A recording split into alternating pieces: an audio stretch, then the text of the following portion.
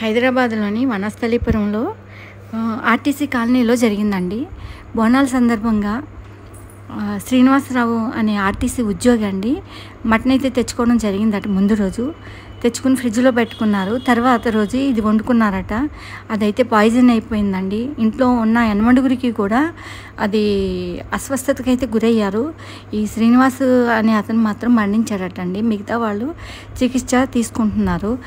ఎవరన్నా అండి ఇలాగా మాంసం తెచ్చుకున్నప్పుడు ఆ షాపులు అవి మంచివా కాదా అవి చూసుకోండి. అలాగే చికెన్ ఫ్రెష్గా, మటన్ అయినా కూడా ఫ్రెష్గా ఉందా లేదా అని చూసి తెచ్చుకోవడం మంచిదండి. ఎందుకంటే ఇలా తెచ్చుకొని మన ఫ్రిడ్జ్లో పెట్టుకుని చాలామంది ఒక్కొక్కరు అయితే వారం రోజులు కూడా పెట్టుకుని వండుకు తింటూ ఉంటారండి.